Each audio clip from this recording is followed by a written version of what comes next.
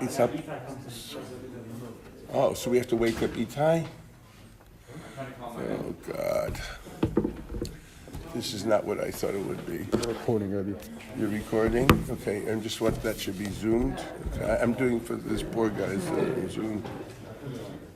You're all holy. You gave away weeks of your summer vacation to come to this quarantine situation. I mean, you're definitely holier than I ever was. I mean,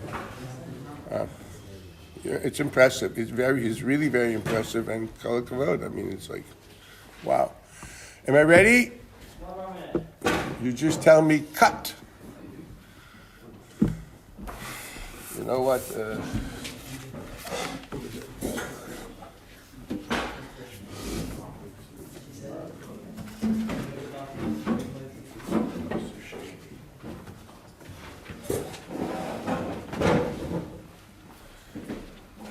Okay. Is there enough sheets over there for this thing? Yeah, we're good. Good. Can I have a copy? I want to see if it's the same thing that I have by me, because I want to say, thank you. No, it's like I need this because it's different. Okay, if you don't mind.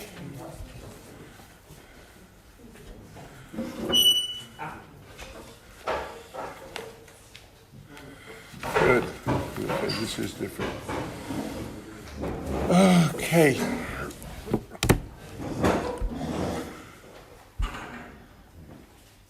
Are we good?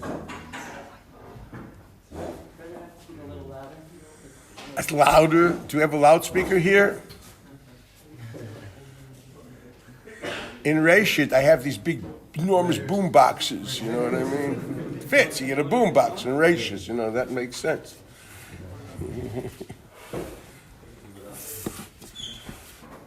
The cable, that's what's stretched. That's right. There's no way of like the Inquisition material, the thing you have in the gym. Body stretchers. No, nothing like that. No, who went to see about the air conditioning? I think he's supposed to get it. Who? Michelle Lavelle is working on it, maybe. Oh, someone's working on it. This is not for me. You know, in Reshit, you guys it's luxurious quarantine. These guys have these caravans, which are really good, but then it's outside in the yard. They have these, every 3 guys has a space, and then it's freaking hot, right? It's outside. So they have these chicken coop sprinklers. You ever go to a chicken coop? You're going to visit a chicken coop over here. They have these sprinklers constantly spraying mist, so you sit there for 10 minutes and your gemara is wet. But that humidifies the place, it makes it cooler, it drops the temperature. So it's like mamash, like sitting in a chicken coop. So compared to that, your quarantine was literally the King David, you know. I mean, so you should be very, very happy. I mean, Rabbi Zatz put up a good hotel compared to the, so it's happening in Reshit. So I was teaching on the outside, in the chicken coop sprinkler. Okay. That's it. So, well, is that set already? See, I'm treading water to be able to start teaching, and nothing's happening.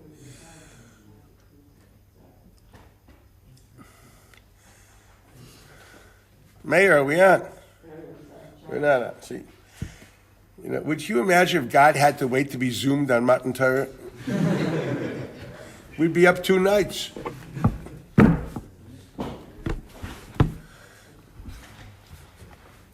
Oh, God. So you are in different capsules? This is the 2 capsules here? Or you're not? We're totally mixed. What? We're mixed. You're mixed? That's dangerous. You're not sitting in 2 separate capsules? I just want to be legal here. Yeah, we are ready. Yeah. I think Yosef is saying he's not. Ready, we got water. I know, I saw it. Thank you. We're not getting air conditioner in this room. What? We're not going to get aircon in this room. I don't hear a word. We're not going to get aircon in this room. You're not serious. I am, unfortunately. Hallelujah. Torah niknas b'yisurim. If it was, we could technically move to Barnon where there is. Can I? I don't can start moving people around. It's impossible. Forget it. We'll learn for next. In other words, this cannot be. It's on the timer, and you It's can't on a get. timer, yeah. And who controls the timer? Itai. And Itai is not available. Correct. He's in bed. He was indisposed. Indisposed. Shower. I see. Understand? Okay. Logical deduction. That's all it is. I said bed. He said indisposed. Meant something else, right? Oh, who's got the $5 bill here in his Apple? Oh, that's like giving the cop as a tip? What? I'm trying to figure, what is it, like the Rebbe's dollar or something like that?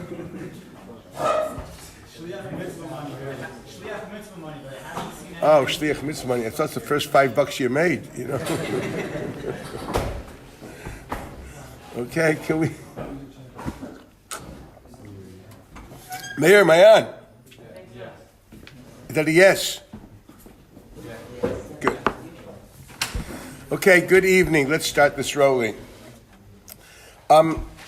During Elul, I love teaching Hilchos Teshuva. The problem is that the first shir I'm going to say is a variation of what I always teach as a psicha, and then I'm probably going to go to other halachas, because I taught things last year, and I don't want to totally repeat everything, but the certain Yesodis, since the multitudes of you are first years, I do have to introduce basic Yesodis in the idea. During the winter, then we'll probably be doing what you call the Machshava, the Ramban. I'll be taking sugyas in Hashkafa based on the Rishonim, specifically Ramban and Rambam. That's what I would do, without any latter-day mystics, just good old-fashioned Rishonim. I think that's how our Hashkafas should be based on Gemaras and Rishonim. That's l'chayra what you should be doing. That's hopefully what I will be teaching. Okay, so let's start with this halacha of tshuva. Translate the word tshuva. First of all, is there a pasuk anywhere that says that you must do tshuva? Is there a pasuk anywhere that says you must do tshuva? Have you done Maver Sedra? Louder? Vishav ad Hashem. Is that a religious imperative or creating a statement?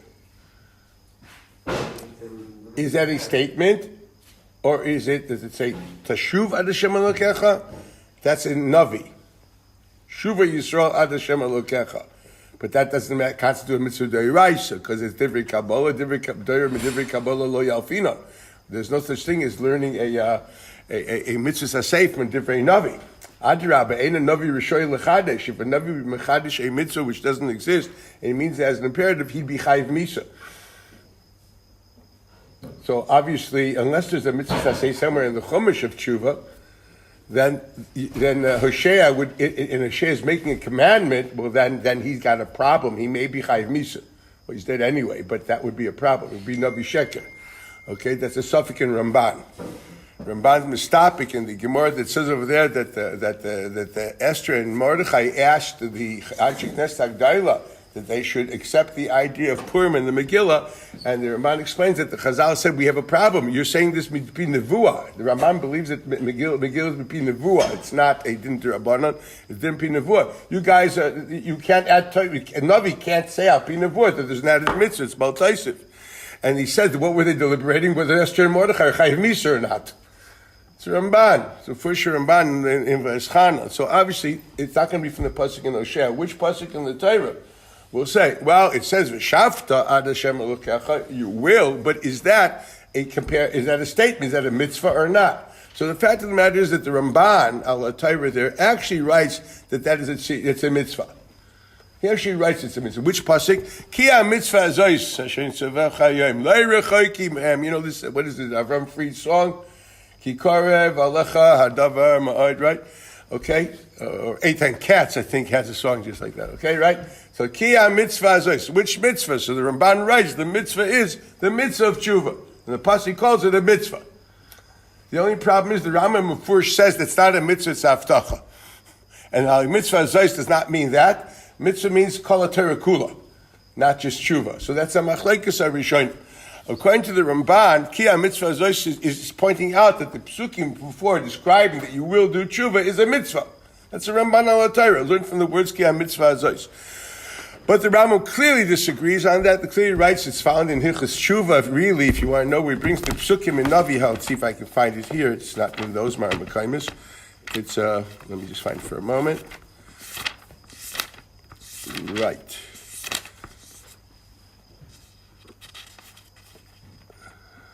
One minute.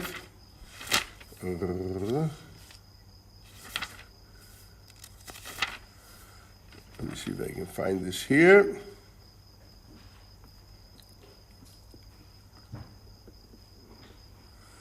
One minute.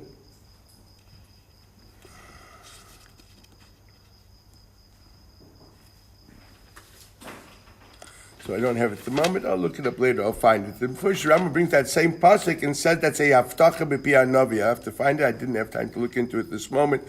Remind me, and I will look it up. Whatever it is, that's a Ramban that learns that the pasuk here mitzvah goes on tshuva, and other Rishonim clearly learn. The Ramban himself points out the alternative that the mitzvah means kol haTorah kula, lo rechoika hi, lo b'shamayim hi. It means kol haTorah kula. You don't have to go up to heaven anymore. God gave it already. As opposed to Ramban, which says mitzvah is tshuva. So basically, unless you have a pasuk in the Chumash which says there's a mitzvah say, it isn't. It's as simple as that. Now the question is, while we think, is there a mitzvah to do tshuva? I'm asking you a simple question again. And the answer is going to be, if there's no pasuk, the answer is no. It's as simple as that. The word mitzvah, what does it mean? It means commandment. A commandment is basically a relationship between a commander, commanded, vis-a-vis a commandment. It's a certain relationship. You have to have commander and commanded, right? Well, if God did not command me to do tshuva, it's not a mitzvah. It's as simple as that. Okay? I mean, God speaks English. You understand? So, it's not a mitzvah. So if that's the case, why in my mind do I think I'm supposed to do tshuva? What obliges me to do tshuva if it's not a mitzvah? If there's no pasuk, is there anything that obliges you to do anything if it's not a commandment? Are we commanded to do things? Are we obliged to do things if they were not commanded? That's the question on the table. Yeah, well, you're obliged to do what your boss tells you to do. If not, he'll fire you. Granted. Okay? In other words, but we talk about, is there such a relation with the Kadosh Baruch Hu that you're obliged to fulfill his will or although he didn't command you to? That's a question on the table. Is there such a thing as the will of God as expressed to man, which is binding and obliging, although it was not given in context of a relationship between commander and commanded vis-a-vis a commandment? There's no mitzvah here, there's no mitzvah here, therefore there's no mitzvah here, but you still have to do it. I'll explain. You know what I mean? There are times in relationships with people, I have a certain image in front of my face at the moment, but somehow I don't feel comfortable at the moment with you to use that metaphor. But let's just say sometimes someone will give a suggestion which is going to be very hard to not accept. Like Marlon Brando in The Godfather. What can I tell you? You know what I mean? Sometimes you have reality where I want to give it a vivid mashal to understand. Sometimes there are things there which are binding, although they weren't commanded. This is my pleasure. You do, okay? Okay, is that binding? Now it's interesting. Is there such a reality with God? Is there such a reality with God when God's expressed will is told to you, is that obliging or not? Then you could possibly understand there may not be a mitzvah of tshuva, but there definitely can be an expressed will of God of tshuva as found through the Nevi'im and found through other things. Even Shuva Yisrael ad Hashem Elokecha ki kashalta b'avonecha. Okay? That's definitely a clear expression of the will of God, and therefore it's binding. It may not be a mitzvah. Adrabah, if you did it as a din mitzvah, if that may have been a problem. I told you that could run into Baal Tosef with the Chiyav Misa. So Ishaya is not commanding; he's just telling you that's what the boss wants. Okay, that's what the boss wants. You do it. Okay, I'm suggesting if you want to go to heaven, do it. You want to go to Hades, you don't. Okay? It's a very simple reality here. Now, here's something which is very indicative of this. I'd like to read a lashon of a Rambam. Rambam writes in Perik Zayin, Hilchos Teshuva, in your sheets. Let's just see if I have it. See, I'm just rolling, and I'm not even caring about this sheet. Let's see if I have it for you here. Oh, no. Don't. So you have to believe me for today. The Rama writes in Perik Zai in Hilchas Teshuva. Mordechai, you asked me if it's the same Makoros. I guess not. I didn't have time to prepare this. So the Rama writes in Perik Zai in Hilchas Teshuva, Halacha Aleph. Listen to this carefully. Ho'il v'reshut kol adam netunalo. Since everybody has free will. Meaning to say, as the Rambam explains, there's actually nothing there which compels you to do anything. Free will, just want to be clarified what this means. Free will does not mean that everybody has equal opportunity. No, this is not a beautiful socialist world. Nobody has equal opportunity. Free will may be, for me, maybe today quite easy. I don't have a big taiva to kill people. I'm not into Christianity because I think it's stupid after researching at length. I'm not into Buddhism, although it's quite attractive because I also think it's idiotic. So I don't have a big taiva for Avodah Zarah. And you know what I mean? At the end of the day, I'm not into arayos. Incest is not my game. Okay? Therefore, Mamela, do I really have Bechira here? Or have I been tainted through my experience and religion? And do I have Bechira? Yes, I have Bechira. I have Bechira simply to live by my values. I can choose not to. Nothing compels me to act in a certain proper way.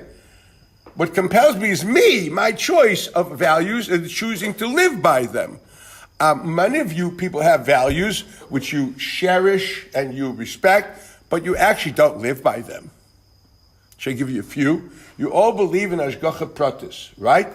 In chorus, of course. Amen. You believe Ayin Raya, Eizn Shamas, V'chol Ma'asecha B'Sefer Mechtavim. It's like Edgar Hoover's big brother, an Orwellian nightmare, right? You have, if you know, has anybody ever read? Well, if you read, okay, I'm going to say a term which I hope you know, if not go back to high school and find out. It's an Orwellian nightmare of a big brother reality. Everything you say and think is recorded. Yeah. And then you go up to heaven and Edgar Hoover from the FBI says, yeah, this is my list on you. You know what I mean? And that's God. Okay? So basically you believe that, right? You believe that? Of course you believe that. If you wouldn't believe that, be a kafir. You believe that, right? Chalil v'chas, right? You do all the Yiddish words, Chalil, chas v'shalom, whatever that. Then how the oomph can you possibly do, say, or think something that you wouldn't do or say in front of your mother? And yet you do say and think it in front of God, knowing that it's recorded and you're going to see it. They're going to show it to you in a slow motion video and put your head in a chain that you won't be able to walk away from. Look at what your life was like, you idiot. The Beis Halevi writes, that is Gehenna. The Beis Halevi describes, you know what Gehenna is? The fire of Gehenna. There's no fire there. There's no oxygen there. Right? So what does it mean, fire? They stroke the fires? What is this Greek idea of, hey, it's Dante's Inferno? No. What it means to say is the fire of Busha. You're going to be consumed in self-denigration of shame, looking at how you lived your life as one pure hoax. So now I'm asking you a question. You have all these values. How can you possibly not live by them? Because you have free will. You have the free will to choose to live in La La Land. You have the free will to abuse yourself. Right? There is no overweight animal living in nature. Only the things which are home broken and live by home and fed by Homo sapiens. Sapiens. Okay? There's no overweight animal. Only man is a beast. I know. Okay? Only man deals in drug abuse, self-mutilation. Animals do have self-mutilation. Okay, that means you have the choice to do something to destroy yourself, and you know you're destroying yourself, but who cares? So you really can choose not to live by your knowledge. Even you can be the greatest scientist and you're a biologist, you know exactly what this stuff does to you. You know this is going to give you a heart attack. And you're going to put your mouth into that chocolate fudge, and the carbs and the sugars. You wait, you get the age of 60, you're going to have to start taking 6 pills a day. You understand? You know it. Okay, how many people used to smoke cigarettes? I don't know if they do anymore. I think only Chinese smoke. But who smokes? Used to smoke cigarettes. You know, it's stupid. You know that it affects your life. I stopped smoking 30 years ago. Okay, because I simply saw, hey, I'm not interested in dying. I enjoy life. I think life is important. It's a great thing to have. And why splurge? It's like life/time is something you don't kill, right? You don't kill time, you use time. People who kill time are suicidal. Okay? So basically you must understand you're utilizing life. So therefore I'm going to try to live according to science. But for example, I'll give you another example. Very intelligent women, in my family included, will wear clothes which defies gravity and anatomy. They will use stiletto-heeled shoes. You ever see them? You have to be a balancing act in a circus to walk with that. Okay? This will destroy your back. It's the truth. They choose to not care about anatomy in order to project a certain image for whatever Alice in Wonderland image of existence that they have. So they have free will. You have a free will to be a stupid idiot. And that's why the Gemara says, Ein adam choteh, ela im kein nichnas bo ruach shtus. Anytime you sin, you're a shtukla typish. Why you're a shtus? Because the Gemara says you're like the Saita. Ish ki tiste ishte. People think that Saita is written with the samach, but if you read the Chumash Bible, or you get an aliyah then, it's written with a sin. You know, the three-pronged thing with the dot on the wrong side?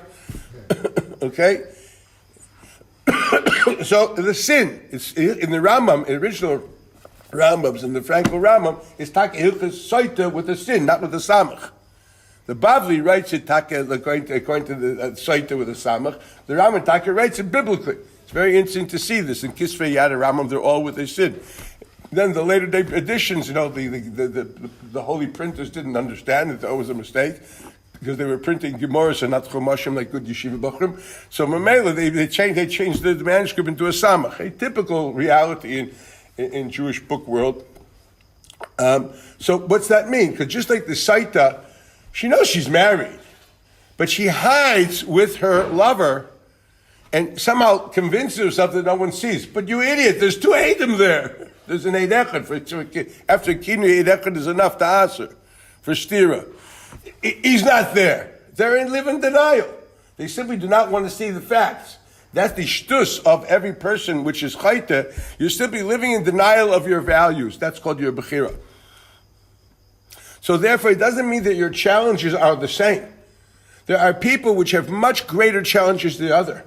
There are people who have, let's say, orientation challenges. There are people which suffer unless they're psychologically totally off the box. So some people have, they're kleptomaniacs. What can I do? He's an honest, right?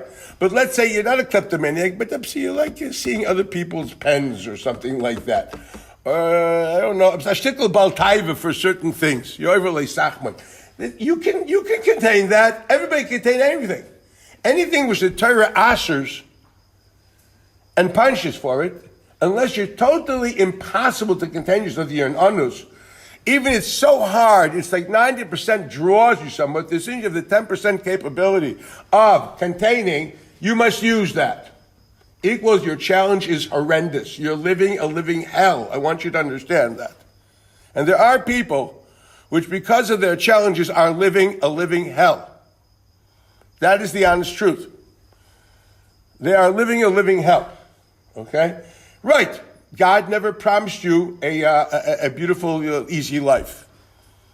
Your soul came here for a purpose. Some people have to go through heaven. Some people have to go through hell. I don't know why. I'm not God, and you're not privy to his distribution of the jobs in history. I know one thing. Anything, unless he is totally a psychological twit, equals he's an on, has a din shaita. Unless he has a din shaita, the challenges can be worse than horrendous. He still has the capability of saying no. I say this because I have a certain person which I'm very close to, which has such challenges. And every Erev Yom Kippur, I call him up to ask him for a bracha. because he's an unbelievable. His soul goes through hell, believe me, all year. Whatever challenges he has. And he's totally halachic. I think that's more than a korban chatas and oila put together. So he lives in a tremendous challenge, and the klal is the fum tzara agra. The greater the challenge which you contain, there's more sachar. You're really making enormous covered shemayim. That is tremendous. He is the guy that I said, go for a bracha. Don't go to some fur-hatted, white breeches rabbi. I'd rather go to a person which is Omer ben Nisayan 365 days a year. With pride. Okay? That's called, that's bchira. Bchira does not mean life is easy. Bchira does not mean that life is equal. The idea of all men are created equal is a lie which never happened. It is not true. We are all different. We all have different attributes, characteristics. Our tool chests, our psychological, our mental, our emotional compositions. None of us are the same. If you would be the clone of someone else, then someone here is obsolete. God doesn't need two of the same thing. We are all a different rock in the mosaic of history, and each color is like a pixel in a big picture and is needed for the broad picture. There's no doubles. And therefore, none of you are competing with anybody else because there's no one like you, and there's never been anybody like you. Now look in the mirror. That doesn't make you feel good, but it also means you have a freaking heavy responsibility. And history will be lacking in mosaic unless you realize your potential. You know, when I was a kid in the Vietnam War, I remember in the draft office in Chicago, there was this big picture of Uncle Sam with the funny red star blue hat and the goatee beard with the saying, Uncle Sam wants you to die in Vietnam. Okay? So some students of mine made this thing. I have it in my library over here in my house where there's a picture of just a big finger sticking out and says, God wants you. Right. It's true. He wants each and every one of you as separate people because you all are needed to fulfill the goal of God in history, which I don't know what it is. But I do know there's no one superfluous and everyone is unique and special. There's never been anybody like you and there never will be. And that's why you're here. I think I once told some students, a student of mine, which is today a rabbi, he used to be a rabbi in what's it called again, in Rutgers. Now he's somewhere else, it doesn't matter. He was originally in Rashis, went to Yavna, and then he went to YU, and then went to Chovevei, whatever it be. And he's a very, very frum person. He's unbelievable. No, I really mean it. He's a serious Ben Torah. And he sent me a framed picture of a cartoon of Calvin and Hobbes. You know what that is? You must know what that is. Okay. So obviously, good old Hobbes, Calvin says to Hobbes, you know, this crazy kid talks to his tiger. He says, Hobbes, I've been thinking. So he asked, did it hurt? So he says, what you been thinking about? He says, I thought, think of it. All of history, from the beginning of time, through, I don't know, Anne Boleyn and Henry VIII, through, I don't know what, all funneled into one thing. What is it, Calvin? Me! And that was a beautiful, profound statement. Yes, all of history funneled into each one of you separately. So then Hobbes says to Calvin, what are you going to do about it? He says, what do you mean what are you going to do about it? The next frame has him sitting in front of an idiot box watching Bugs Bunny cartoons. And that's the tragedy of your Bechira. It is true that all of history has funneled into your existence, and you now are the embodiment of whatever flow of history, which is uniquely you. With certain properties, certain backgrounds, whatever it be, you will have to do a job that the Gaon of Vilna could not do. And that's why you were born. In your place, in your time, etc. One has to understand that. Respect your lives and thus your time, and ultimately you will live a life of value. If you choose to see yourself just another Social Security number, so you're a waste of space. It's about tashchis on your mother's morning sickness. You have to be able to respect your unique self. Look in the mirror and say, God wants me. I have a job. Now I got to figure out what it is. That's a very important statement. You're about to go into this big year of learning, okay? Like, I used to do these interviews. It was quite notorious. They used to be 45 minutes each. You guys got here easy, okay? And let me tell you, man, by the time they walked out of there, I could tell you how many cavities you had in his teeth, okay? He had these embarrassing questions which you used to ask them, like, what's the last movie you went to? What's the name of your girlfriend? How'd you not have a girlfriend? I didn't, but you just told me. You know what I mean? It was really, you really get to know people in a beautiful way. It was really good. I ended up being best friends with these people. At the end of the day, you meet these people and you realize that one of the biggest questions you ask, why do you want to go to Israel? Because I want to learn Torah. No, why would you want to do that? And then they start biting their nails because they want to say something intelligent to impress me. You don't understand. That doesn't work. You got to tell me the truth. You know? And the answer is you don't really know. Should I start asking the question here? You should be asking the question. It should be a serious question which you owe yourself an answer to. Why are you crazy enough to come to Israel in a corona situation? Said 2 weeks in a freaking bidud like a Matzorah, a luxurious saras. You know, that's the honest truth. It's not bad, okay? You know, it wasn't that bad. I mean, there wasn't much happening in New York anyway. I mean, people were just looting, you know, like in the West Side now. Anybody live on the Upper West Side? Well, you know what's happening there. It's like the worst place in the world now. You know, it's like 800 homeless people are defecating in the streets, etc. It's crazy there. So why be in New York? I figured come to Israel. The King David is better than living seeing what's happening in Riverside Park. You know, no place to be. And I don't want to talk about the Washington Heights in the summer. That's no place to be anyway. You know what I mean? Like, why would anybody want to be there when people use the hydrants for showers? You know what I mean? There's no reason to be there. And the common bracha there is not shakal nir b'dvora, but tefillas haderech, if you know what I mean. So obviously, this is my way of saying hello. Okay. You might as well, you know, get to see you, just see people all of a sudden I haven't seen for a while. It's because of this mechitza stuff. I don't see anybody. So they only talk to me and learning, boring. So this way I can talk to you about everything else. Anyway, so at the end of the day, you guys are crazy. It's crazy. Answer the question, why'd you do it? Why do you want to learn Torah? You should know the answers are embarrassing. Well, I want to be able to help my kid with homework. Oh, God, man, so learn physics. Oh, it's intelligent, so is philosophy. Why don't you simply tell me you could be programmed by society to do certain things you don't really know why? And you haven't really exerted your bechira, you're just doing things because that's part of your program to do. You smile because your aunt painted a smiley on your face and you cry in the appropriate times because it sounds emotional. But do you really know why you're doing it? Have you made a real choice about anything in your life? That's a serious question. Because the pasuk says it's a mitzvah to live by choice. Where's the pasuk? Re'eh, like the Kriyas Torah there is the same like by us, right? You had Re'eh here, right? Re'eh, Parshas Re'eh, right?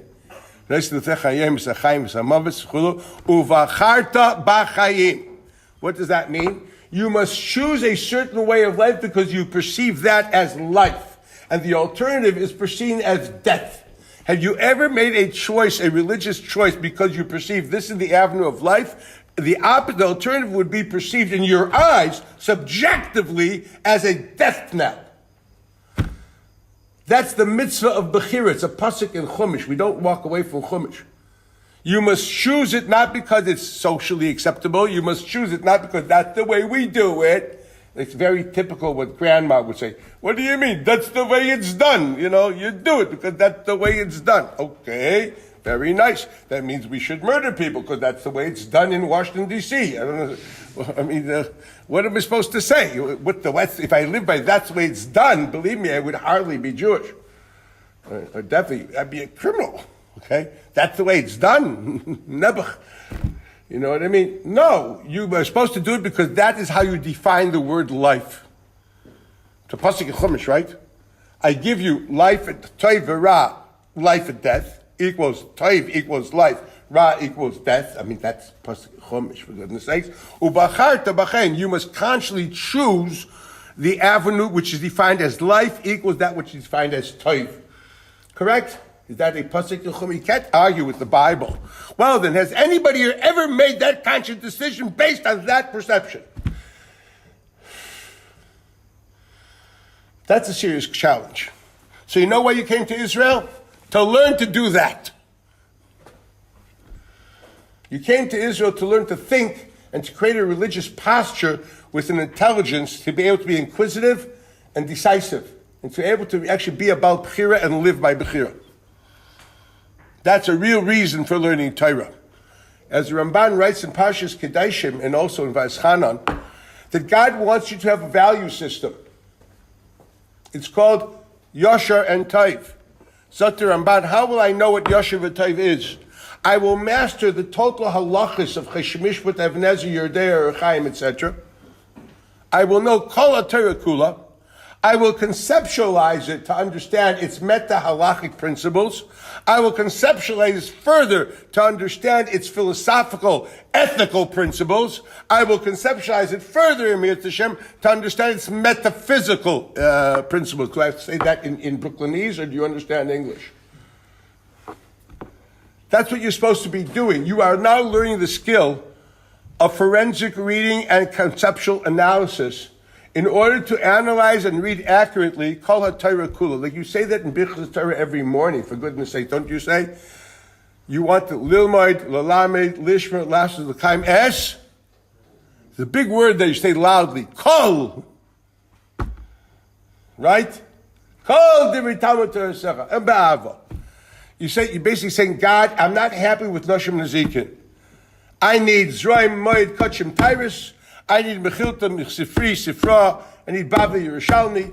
I need Medrash Rabbah, Tanchuma, etc., B'Psikta. And I need Zohar Kodesh and Kisvei Ari.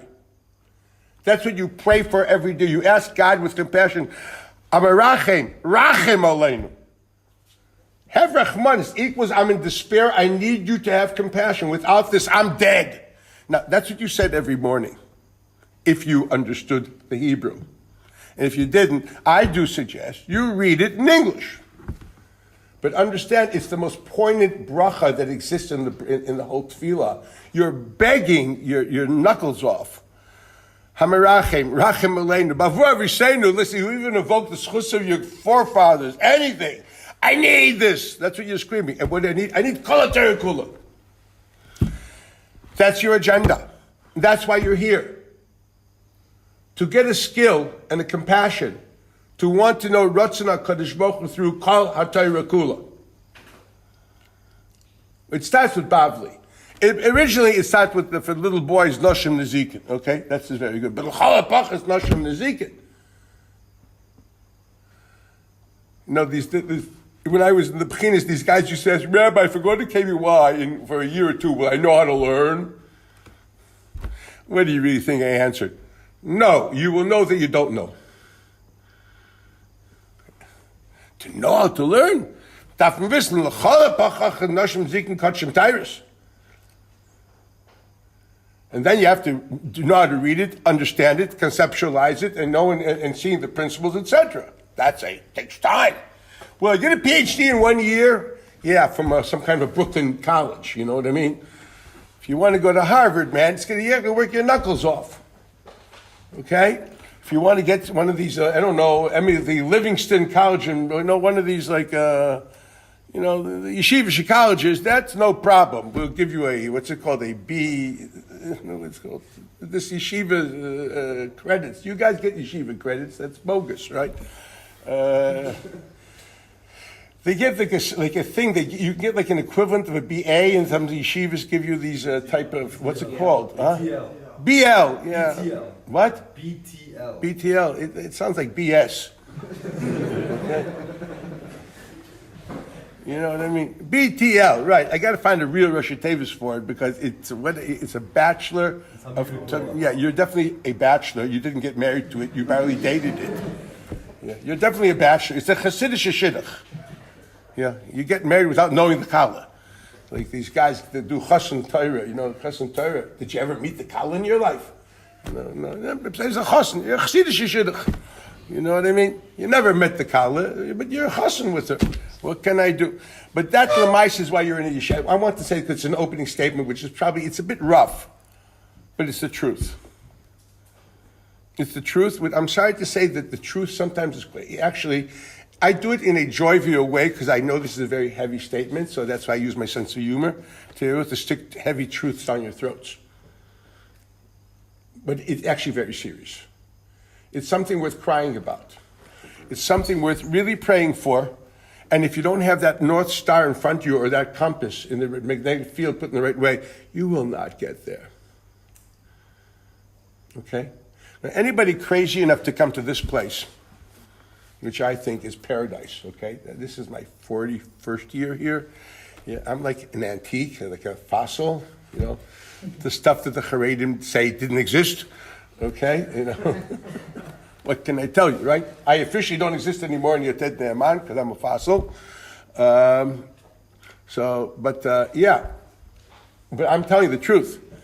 In other words, we can promise you one thing: blood, sweat, and tears. Amal HaTorah v'yigia, to try to find the truth. That's what you're looking for. You're looking for the true value system of a Kadosh Baruch Hu through which you will find out what you should be doing in life and how you should be living, what your sensitivities will be, what your values will be. You are going to learn how to have a real Bechira, to fulfill the mitzvah of Bechira, which is a Vacharta Bachayim.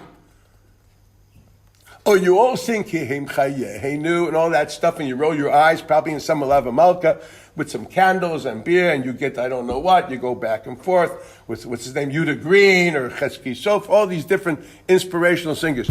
What does that mean? You're playing games with yourself. It's like you think God is close to you. It's almost like dreaming that you're next to a movie star and the guy or she doesn't even know you're alive. I feel close to the Lord. The Lord doesn't know you. The Lord only knows people that are striving to really be Davik Him. You know what Davik in the Kadosh Baruch Hu means? It does not mean an emotional high. That's your nervous system. There's no such thing as a soul-stirring song. The soul does not stir. The soul is a metaphysical entity which has nothing to do with your emotional system. I had a student which once told me, Rabbi, that can't be true. My soul told me so. I said, does it talk French? Do you talk to it often?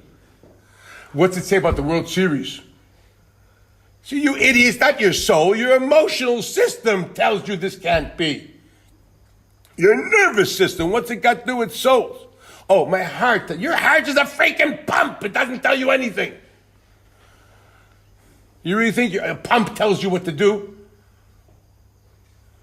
What are you, like funny? Don't you understand the usage of that as a metaphor? You don't have a heart. Your heart doesn't tell you anything, I promise you. When the pasuk Levava Yav, my heart understands. The heart doesn't understand a darn thing. It's a freaking pump. And when you can have a heart transplant, you get new emotions. I mean, one has to be intelligent and realize these must be understood in a true way. Otherwise, you're living a bogus life. You're going to be learning here how to ask these questions. I would love to say embarrassing questions that we love asking other people, but we never ask them to ourselves. Did you ever try asking yourself embarrassing questions? No. You're very good about asking questions which will embarrass others. Let's get this rabbi and ask a kasha to knock off his shear. Doesn't work by me. They scared out of hell. Okay? But at the end of the day, they try. It's okay. It's good. They should be. I did it. I was trained to do that. If I didn't try to kill my Rosh Yeshiva, we would throw me out of the room. Says, I'm bored with you. I had a Rosh Yeshiva which wanted a Rish Lakish. You know what I mean? Gemara says that Rish Lakish, the brother-in-law of Rabbi Yechon, died young, so Rabbi Yechon was bored. So they bought him another Amira. He said, get out of the house. He says, why? My brother-in-law, everything I said had 150 kashas. It was like Gan Eden. This idiot gives me rayas. I don't need him. I have better friends than him. I need the kashas, okay? The answer is yes. We have to be people who ask questions. There is nothing bad. There's no such thing as a bad or illegitimate question. What there is an incompetent, shallow answer. But questions must be asked. Questions, not challenges. We do not challenge God. He's a bit big. You know, like Mickey Mouse does not challenge Hulk. No, not that God is Hulk, but I'm talking about the proportions. We don't challenge things that we take for granted as a truth because of our faith. But we are demanded to intelligently understand as much as we can. First, Rambam Perik Alf Yisod HaTorah Halacha Aleph, the mitzvah is not to have belief, but to know. Mitzvah Leida. First Rambam in the Sefer. Yisod HaChachmais V'Amid, let's look at Yisod. HaYisod is V'Amid HaChachmais. Leida. Sheyesh Motzi Rishon, let me just find that Lashon Rambam. Lashon Hara, too many pages. Here it is. Yisod HaYisod is V'Amid HaChachmais. Leida Sheyesh Motzi Rishon. V'hu mamtzi kol nimtza. V'chol nimtzaim b'shin. Does it say la'amin? No. It says to know equals to intelligently comprehend and internalize. Up in the Rambam. And he is an honorable man. Okay? So therefore we understand that is the mitzvah. You're going to be learning how to ask those questions and have patience. And look for an answer which rings true and true to the text. You will be asking and should be asking on anything said which you don't think the text says. If someone tells you that's the Pshat and Rashi, you look and say, is that what he's really saying? If it doesn't fit the words, you tell him, sorry, it's a very nice idea. That's not what the text says. You're so used to accepting and not asking. And the time has come to grow up, because you will never be able to ask yourself inquisitive questions about yourself unless you train yourself to constantly search for truths. And truth means the truth in the Pshat in the Gemara, the truth in the Pshat in the Rishon, the truth in the Psak of a Rambam. The truth. Not to use these texts as springboards to do private narcissistic development of creative thought. That's called falling in love with your navel. No, we worship the truth which is God. Emes. And those who do not look for emes are simply not being Ovid Hashem. What they are in Ovid, their taiva of self-existence, and they feel comfortable with their religious posture, and therefore I want to feel comfortable. So tell me a nice vort. Most of these vorts, you don't say Birchas HaTorah. They're simply not emes. I get the hives when people do this to me. People ask me a question and says, I don't see the question. But I have a good vort. Not interested. Why would I want to be interested in some prostitution of God's wisdom for your self-indulgence? I'm here, write down all these quotes, man. You'll make a lot of money one day. Try to sell it to Art Scroll. Okay? But this is what this is. It's a prostitution of God's religion for self-gratification. That is not a true relationship with the Kadosh Baruch Hu. I hope you speak English. Okay? There's a lot of cultural references being said here, which I'm hoping you don't understand. But you have to read a little more to understand. I had one student that was 2 years ago, which was like Michel Lebel. He chopped everything. He's a well-read you can be. But yeah, it's better that way. I know what I say. You don't understand, and I'm happy. But this is what you do understand is as clear as day. We came here to be mevakshei emes and oivdei HaKadosh Baruch Hu shechisamei emes. And we learn his Torah to get to his value system, and we learn it as an emes. For that is the heim chayenu. It's not what we do in life. You sing this every so often, right? You got these different songs. I don't know when you swim, when you go to one of these Eitan Katz things in the Ramada Hotel where they all go like this. It looks like a rock star thing together with Santana. I don't know what. No. Ki heim chayenu means what? It doesn't mean heim masha osim b'chayenu. It doesn't say it's the meaning of life. Heim mashma'ut chayenu. The words are, this is my life. Equals, without this, I do not perceive myself alive. Now define life that this is what you mean. That's a challenging statement. Is it true this is your life? What does that mean? I thought life is organic matter which has constant rejuvenation of the cell system. That's what life is, isn't it? You did science somehow, right? That's what life is. Organic life means a constant rejuvenation of the cell system through constant nutrition through the bloodstream, and that defines you as living.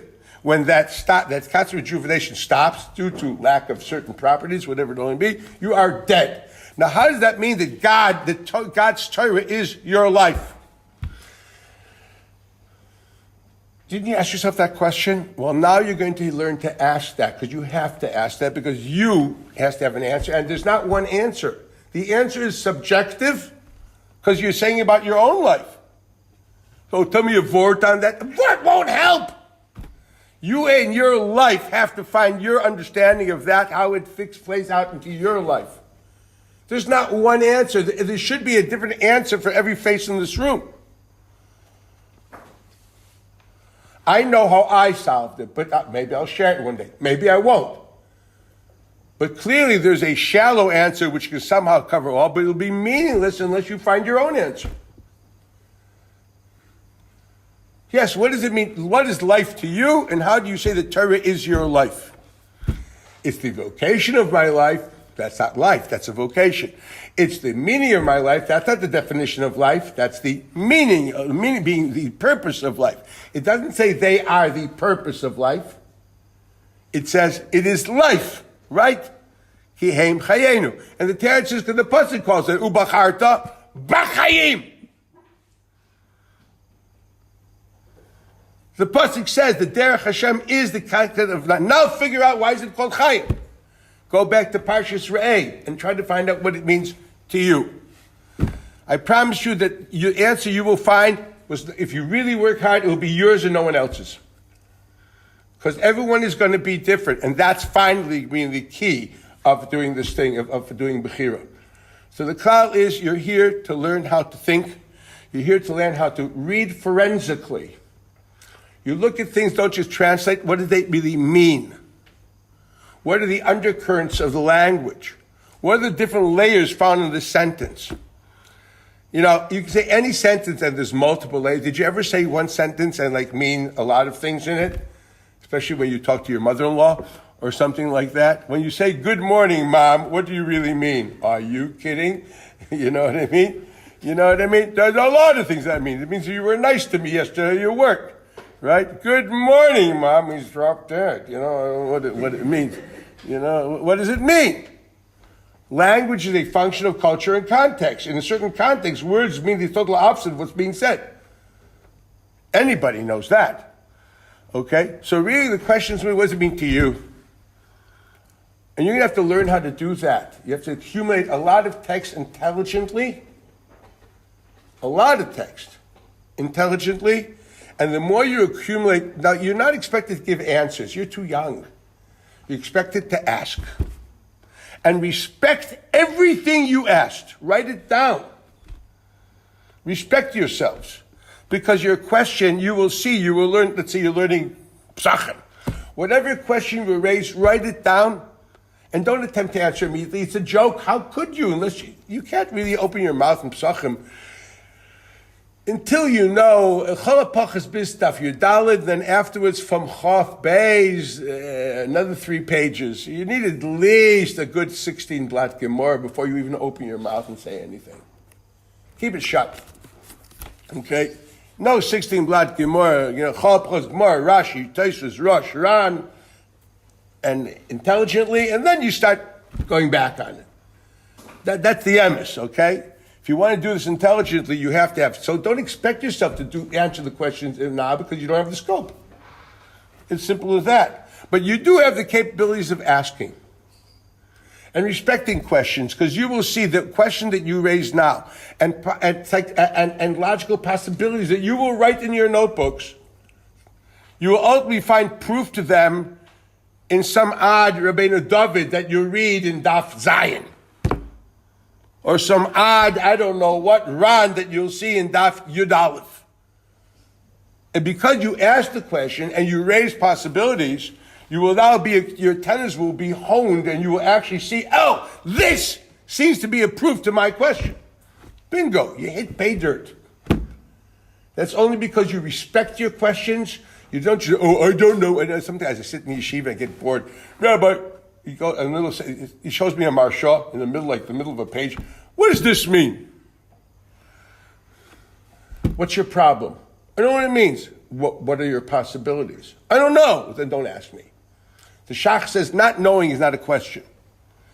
A question means I have different possibilities. I don't know how to decide it. You simply don't know. Break your back. Buy a Jastro. You must ask intelligent questions to create possibilities and say in your mind, well, it could be possibility A, it could be B, it could be C. I don't know. Granted, that's a very good question. Wait. But don't be deterred from asking those questions and writing them down. Respect your havaminas. Respect your questions. You will cherish them afterwards because they will be the real tools of finally seeing answers in future text. That's the only way it's going to work. But whatever you read, you analyze, and you're at this stage, ask the question. Oh, I don't know. That's not a question. I told you, Mechusa Yediyah is not a suffix in Hichas Vekas. Often the Shach and Kuf Yud Aleph. Chosher Yediyah is Amaratzis. That's not a suffix. Amaratzis, so it's a terrible thing. What can I do? You have to solve it by learning. Okay. Suffix means I have two options. I don't know how to decide. That's a question. That's a question which you have to solve. But just because something answers the question doesn't prove it's true. You really have to do this slowly and grow. So I went off on a tangent, but I think it's actually super important. Now I'm going to go back to the primary topic, if I may. Adkan, a tangent. So you'll put this under the line in an asterisk.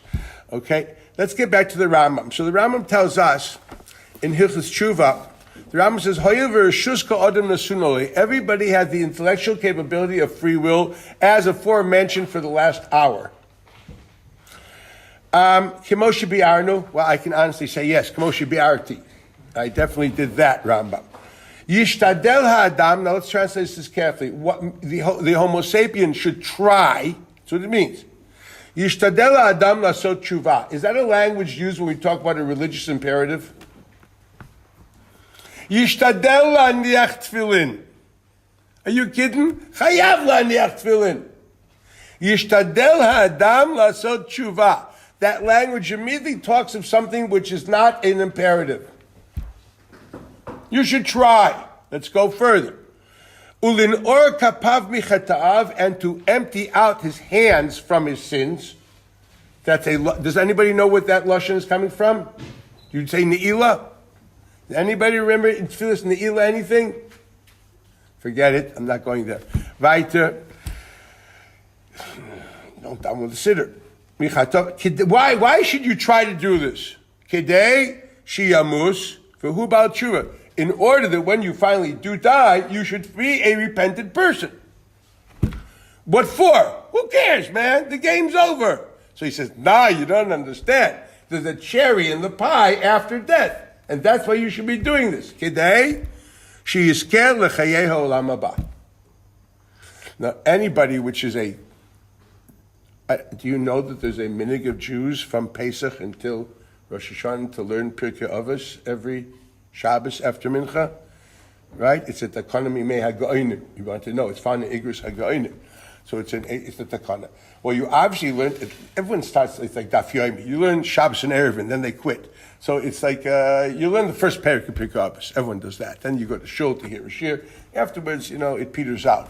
So on the first Shabbos, you let mefurish al tiyu ka'avodim hamshamshim sarav al manas lekabel pras, el yu ka'avodim shamshim tarav shelo al manas lekabel pras. Is that like a Mishnah? Who's the author of that? That's the famous rabbi with the Greek name that didn't change it into Hebrew. Antigonus ish soichai. Can you imagine today in an Art Scroll book on Amorain of Rabbeinu Agon of Antigonus? They would tell him, you got to change your name to Zalman. Okay? So actually he kept his Greek name. It's very interesting. Amiroim and Tanoim, many of them kept their Greek names. In Sanhedrin over there, beginning to say, Rav Kruspadoi. That's really is a Greek name. Krus Bedoy, I don't want to say what it sounds like. Okay, that's totally a Greek name. It's interesting that they did not change their names. It's really very interesting they didn't change their names. Okay? It's an interesting observation to take into account. There has to be some kind of a logical reason why not. And obviously, they were happy with it. A totally different way of living that we have today, right? For the first thing, when you want to feel religious, you start calling yourself by the name that you never used, right? That you call up to the Sefer Torah. And suddenly you adopt that name to feel more frum. Well, they didn't have that psychological hang-up. That's clear as day. Okay? They called you as Joe. Don't call yourself Yosef. Joe, man. They called you as Matt. No, Mordechai Isser Zalman. Do me a favor. Your name's Matt. You know what I mean? Keep it that way. You'll be happier with yourself. You'll stay normal. And then you'll be a tremendous Eved Hashem be'emes, not in fake. Okay? Walk away from chitzonius. Live pnimius. So what does Antigonus Ish Seichi say? Do not serve God for any type of cherries on the pie. Nothing. So the Rambam explains in Hilchos Teshuva in Perik Yud, what does that mean? The Rambam writes in Hilchos Teshuva in Perik Yud, Al Yomar Hadam, man should not say, Hareini osem mitzvat Torah, I am doing a commandment of the Torah, v'osek b'chachmasah, and I am acting or working, engaged in the toil of its wisdom. That's what you people are supposed to be doing here. Kidei, I want to get smicha. Lousy pay. Kidei she'akabel habrachot aksopa Torah. I want to get the blessings in the Torah. That's okay. We go so far to get a bracha from a dead Rebbe in Uman, or you go all the way to here. You know what I mean? Here, the Torah says, learn Torah, you get a bracha. No, this is somehow, so it's very nice. Without bracha. I always say my uncle Esav was a Chassidish Yid.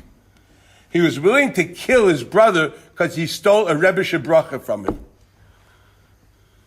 Would you kill your brother because he got a bracha from the square Rebbe? I wouldn't. Okay. The Emunas Tzadikim of Esav was unbelievable. Mamish, I can see him with a big gartel. Must have been a Bel Zechusit. You know, what does it mean? He was going to kill his brother because he didn't get a brucha. I don't think any of you would kill anybody because you didn't get a brucha. I remember once it wasn't square because the Rebbe called me, he wanted to talk to me. So he sent me, I'm sitting there, it's Moitzi Purim, he sends me this big piece of challah from a shrine. Now, what am I supposed to do with it? I don't want to eat challah. What am I supposed to do it? So the schus says, put it in your pocket. It says, my pocket? It's Eresh Shloshim Yom Kodesh Machag. So I put it in my pocket. You know what I mean? Banya says it. Okay? But Esav, that's the chayz took shirayim. That's what you have to say. Anyway, so you have this reality is you don't do Torah for brachas. Oy, another reason you should not be doing mitzvahs. Kedei she'eskeh l'chayei ha'olam haba. It's in the version Rambam that is not correct for a person to do mitzvahs in order to get olam haba. Version Rambam. Efrosh min ha'averos, I will walk away from averos. Why do you not sin? Did you ever ask you the question, why don't you sin? Why don't you sin a lot of sin? Everyone sins, a little sinula here or there. But because I don't believe anybody said slach lonu for ma'ariv, and it's a bracha shein tzricha. And hashivenu is mustama not a bracha levatala. Mustama, you need it. I think it's another pasha we constantly need it, okay? But some will say, do you ever ask yourself a question why you don't sin? Why did you put on tefillin this morning? I mean, Jews put on tefillin. So? Why'd you put on tefillin? These are questions, I hope you ask it one day. Why'd you put on tefillin? Am I crazy enough to sit, I know this is not a guzma, I can sit 3 days thinking literally 12 hours a day on a Rashba until I crack it. Why? There's got to be a reason, because you're about bchira. There's got to be a reason. If not, you're not exercising your bchira. So here it says, mefurish, you don't walk away from Averis, kedeli notzim na'klos, aksuas b'tayra, or kedeshli kors b'chayil. You do not do it because of punishment. One religion expects you to fulfill mitzvahs not because of reward.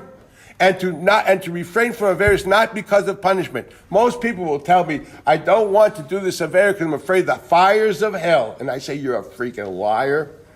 Because to really believe in the fires of hell, you actually would never sin. And yet you do sin. So I guess the fires are selective. There's got to be a profounder reason why you don't do Averis, because it allows you to be selective. The fires of hell are not subjective. They're everywhere. Oh, I don't mind if they burn my feet, but I don't want to get my belly. So how do you know where the fire goes? So you're not refraining from Averis because the fire's in hell, and you're not doing mitzvahs for the cherries in heaven. That is obvious, because if Olam Haba would be so vivid and real, you'd be running after mitzvahs. Did you already do a pidyon petach hamor?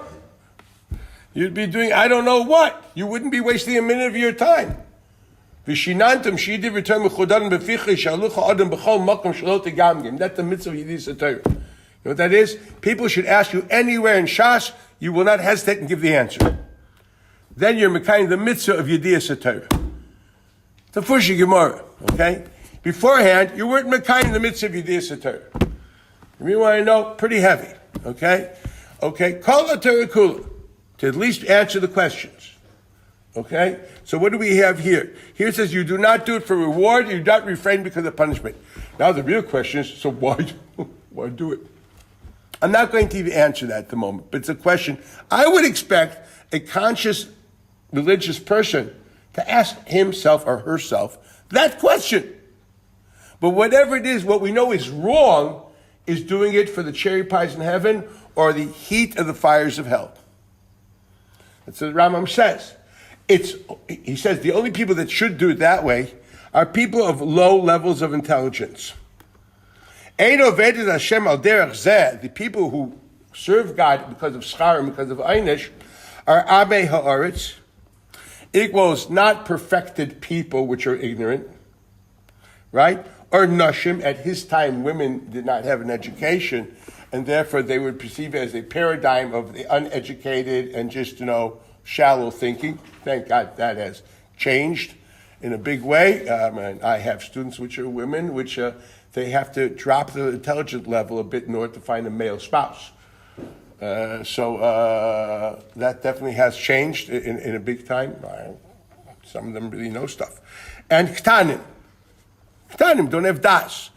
People of low level of at the time socially, women, minors, or an amoritz which did not develop his cerebral, his deos. Rambam writes in Pirkei Avos, an amoritz is a person which did not attain shleimus in his seichel or in his midos. He's a raw material person in process. He hasn't attained any true shleimus in anything. So he says these type of people mechanchen moisel la'avoid meira archi yisra b'daiton v'yavdu mi'ava.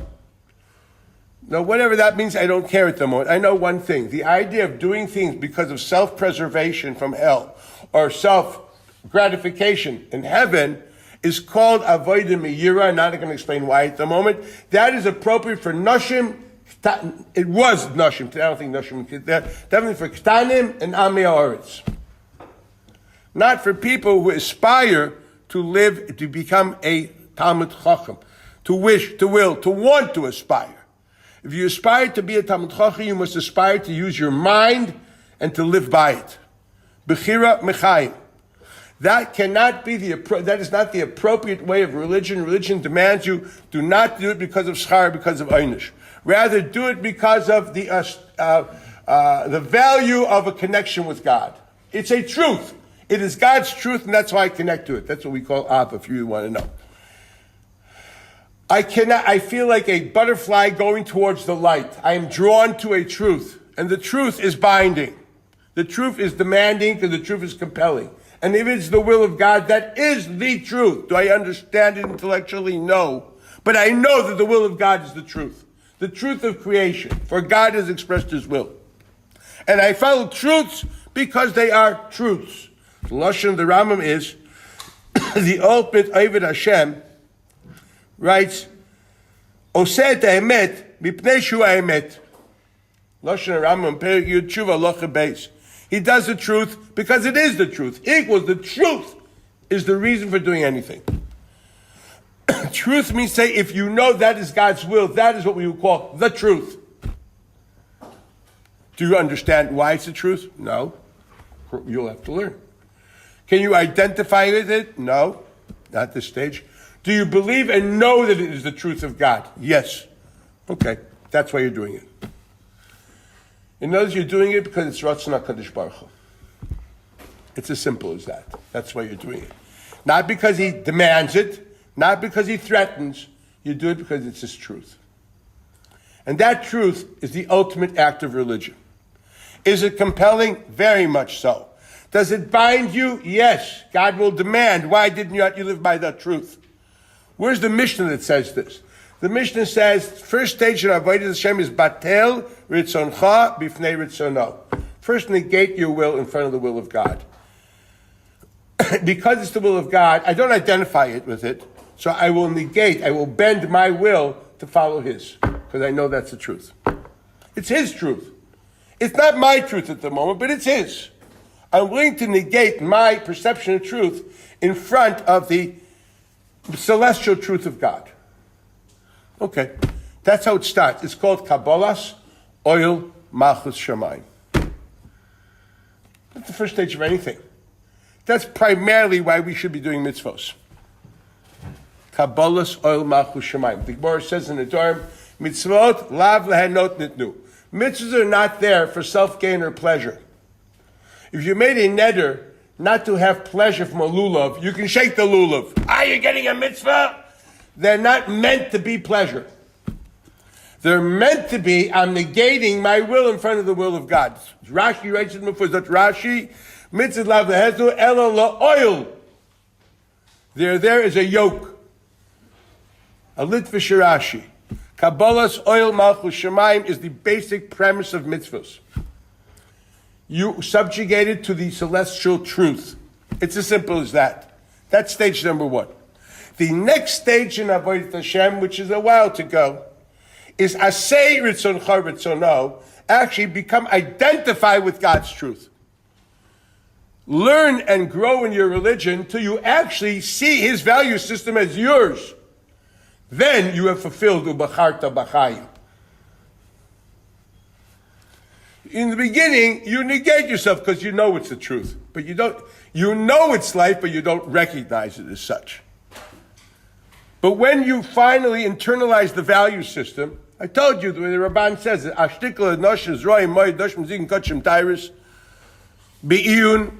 until you understand that the broad meta-halachic principles and ultimately the philosophical and moral ethical underpinnings of them. It's a long road. The Rambam at the end of Mer Nevuchim gives like 3 chapters of what the Seder Avodah is supposed to be after you finish Shas. Then he gives a whole Seder Avodah to finally become that type of a person. But it doesn't start before you learn, as the Rambam says, Kol Havayis the Bayavarova. Before you engage in any of this, first you have total command of Kol Havayis the Bayavarova. You know what that means? Pavli Yerushalmi. I'm pushing this because you have to have aspirations. I don't know if you'll ever get there. But you don't dream about it, you won't get anywhere. Your dream is Pavli Yerushalmi. If you say, I'm going to finish 5 Masechtas. Come on. Little boy. Zaymer Moichel, you know what I mean? Your dream has to be Pavli Yerushalmi. What you'll get, I don't know where. Wherever you'll get, which is great. God does not expect you to put the flag on the Everest. He expects you to climb. And wherever you get, because of whoever you are, wherever you were born, and whatever you did, as long as you did your best, that's all he really wants. But you won't get anywhere close to your potential unless you dream. You will not be a good sergeant unless you dreamt of being a brigadier general. Do you understand what I'm saying? If you have great dreams, then you'll work hard, you will realize your potential. It may actually be nothing more than a colonel. So a colonel is important in the eyes of God if you work your knuckles off for it. That's the fum tzara agra. Yeah, that's important. But you have to dream. So the klal is, he writes, Oishes ha'emes mipnei shu ha'emes. Equals, in the beginning, you're batel ritzoncha bifnei ritzono. Ultimately, you come to a stage of asay ritzoncha ritzono. There should be a total symbiotic relationship between your will and your value systems and the will of God, which is seen through the value systems we see in the Torah. It's a long road, but that's all why you're here. I don't know if this is a recruiting speech, and maybe the opposite, but I think that's the truth. I think it's the truth, and prepare yourselves for a long road. I believe that if you came here, that means you must be a very holy person. I'm not joking. I respect you people tremendously by the fact that you're willing to give up all your Chaim Sharushus to be Amal and Torah. This is a place of Amelus B'Torah in a beautiful way. You have beautiful people here which can teach you what Amelus B'Torah means. I mean, it's worth it. It's good. But use it. Be an Amal B'Torah. Be an Amal B'Torah v'yigia. Blood, sweat, and tears. Don't fall asleep until you know that Taisvus. If you're stuck in a Taisa, you don't have clarity, do not go to sleep until you finish it. Very simple. Very simple. The question PC is such, it should create thirst and parched throat. What am I supposed to do? I don't know what to do. Don't be an idiot and start asking everybody. Trust yourself. I don't know what, take a jastro and start figuring out words, making sentences until you can do it. Anybody here can do it because you're holy, for goodness sakes. The Lord's on your side. You've sacrificed so much to be here. Okay? There's a lot of other places we had probably a little bit of a nice time. Well, there's a nice time here too, but a lot of nice time. But to come here, to live in plastic? And to be stuck, instead of having summer vacation like everybody else that only came 2 days ago, you guys came here when? Tu B'Av. You're either crazy or holy. There's two possibilities. I'm opting for the holy one, which is somehow crazy anyway. Okay? It's unbelievable. I want you to recognize that sacrifice and understand if Torah is that important to you, that means God will help you. Just believe in yourselves. Believe in yourselves. Respect your Havaminis, respect it, and then do it. This is probably more important than anything I want to teach today. I want to tell you how to use this place, and that should be your compass. Now let's go further. What does the Rambam say? So why should we do tshuva? Well, you should try to do tshuva in order to die a repentant. In what for? In order to get the holy paradise in heaven. And this is not an Islamic paradise. This is like paradise, okay? Ben Olam Haba. Okay. That's against the Mishnah. It's against the Often Rambam. How can the Rambam suggest doing tshuva because you get Olam Haba? The Rambam says idiots do it because of that. How can he advocate this in Perik Yud Hilchos Tshuva when he says it's terrible, and in Perik Zayin Hilchos Tshuva? What did he forget in the 7th Perik when he's going to write in the 10th? Well, some people don't, they are that way. But the Rambam was a very orderly person. Okay? So he obviously knew. What did you see from this Rambam? That tshuva is not a mitzvah.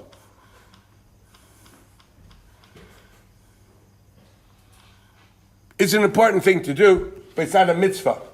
And the idea of, so to speak, of fulfilling mitzvos has to be for the purpose of the truth in the mitzvah, but that's obviously only for mitzvos. Tshuva is obviously not a religious imperative. Therefore, it's a value. And the Rambam believes that to live Jewish values, interesting. The mitzvahs, commandments, must be done because they are God's truth. Values can also have an external motive of getting God's paradise. It's a very interesting Chiddush in Rambam. In other words, we clearly see, one, a raya she'eino tshuva. Tshuva is not a mitzvah say. There is taka no pasuk. The only pasuk would be ki mitzvah azois, which the Ramban says means tshuva, but all the Rishonim there, including Rashi, says it doesn't. So there's no reason to think that the Rambam learned that it's a mitzvah. But yet it is the will of God. It's obviously a value. How do I know it's a value? Because all the Nevi'im are full of it. Open up a Navi, constantly telling people to do tshuva. As they pointed out, tshuva Yisrael ad Hashem Elokecha. That can't be a mitzvah saseh alone. That will be about Taisif.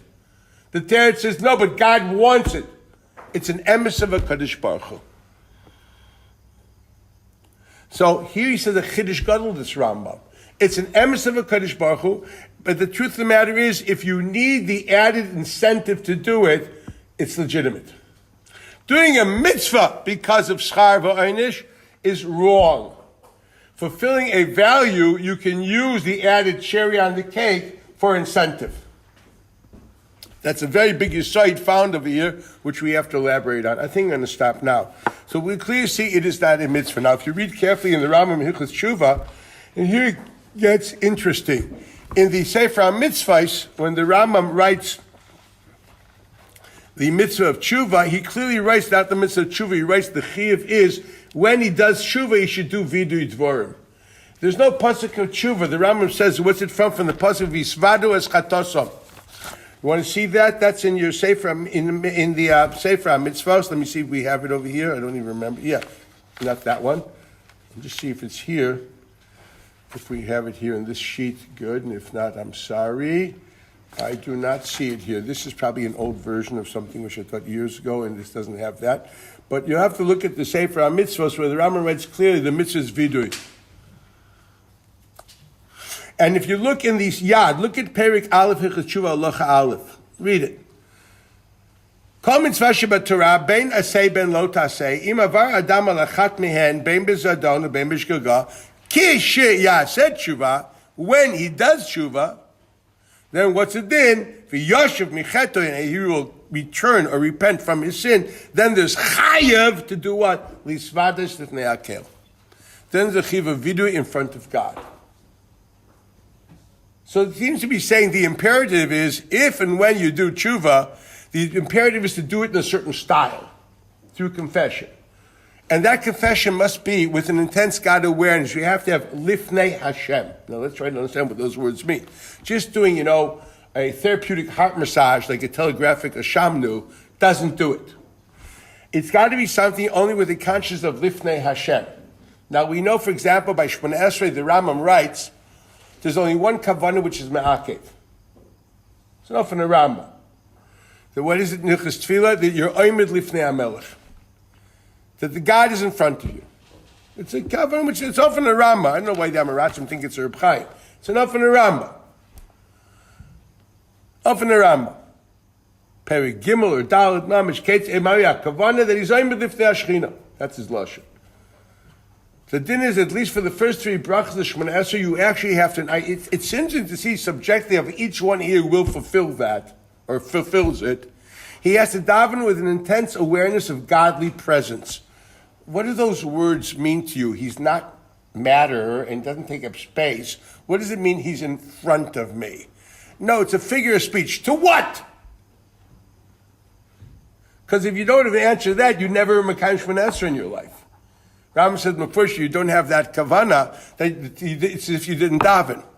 So you really have to define to yourself, what do I mean when I say I'm in the presence of God? Oh, this Orwellian nightmare. Oh, that's always there. So what does it mean when you see your oimid lifnei Hashchina? Subjective answers are going to be needed in order for you to finally be Mekayim Mitzvah Tefillah. Try before Rosh Hashanah to at least be Mekayim Mitzvah Tefillah once. Okay? But that's Ma'akev and Tefillah. The Rambam says that vidui is the same thing. You want to be Mekayim vidui? You don't say therapeutic heart massage does not do it. Okay? What you need is basically Oimid Lifnei Hashchina, Oimid Lifnei Hashem, and then enumerate your sins. If you do it that way, it's going to take you a little time to finish saying one Hashamnu.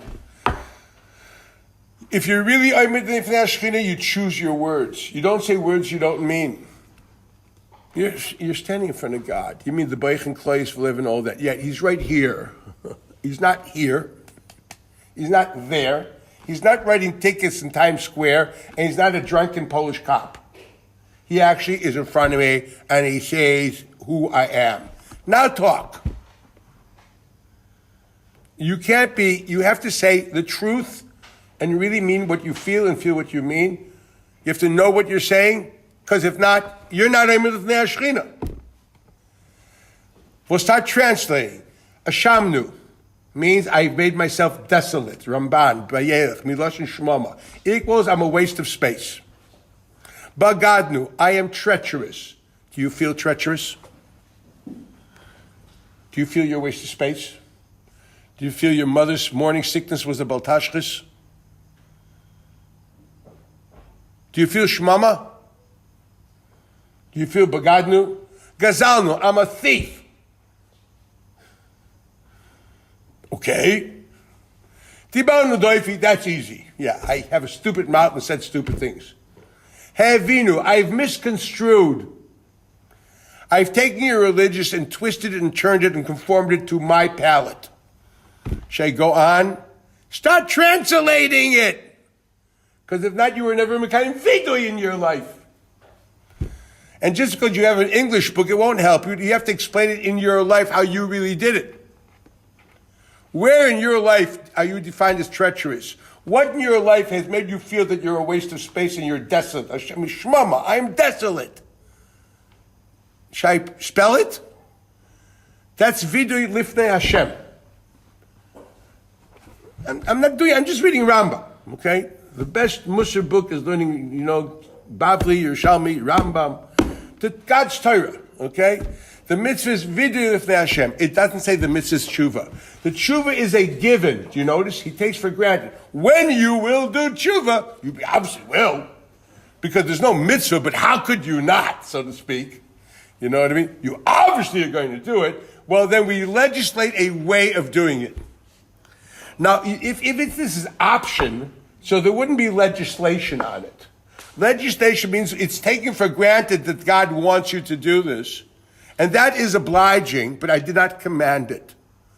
What I did command is a certain style in how this should be done. And let me explain an example. The Tzemach Tzedek of Lubavitch, the third Lubavitcher Rebbe, has a book, Amiyan HaMitzvahs, called Derech Mitzvah. And the Rebbe asks a tremendous question. He says, we all know one of the major cornerstones of religion is obviously Avas Hashem. Right? Loving God. V'aftat Hashem Elokecha b'chol levavecha, b'chol nafshecha, b'chol moedecha. Wow. And the Gemara in Bracha. Did you guys do brachas now? I feel a noiseless nafshecha, ala toiv, ala ra. All these great things we have in the beginning of Araya over there. All this is unbelievable, right? One of the yisoidus of religion. Ad kedei kach. The Zohar Kodesh writes that Araisa b'li tchil l'ruchim l'parcha la'ela. That if you fulfill Torah without Ava and Yira, it's like a bird without wings. It doesn't affect the higher echelons of existence.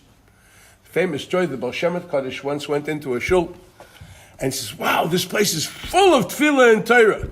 And they thought it was a compliment.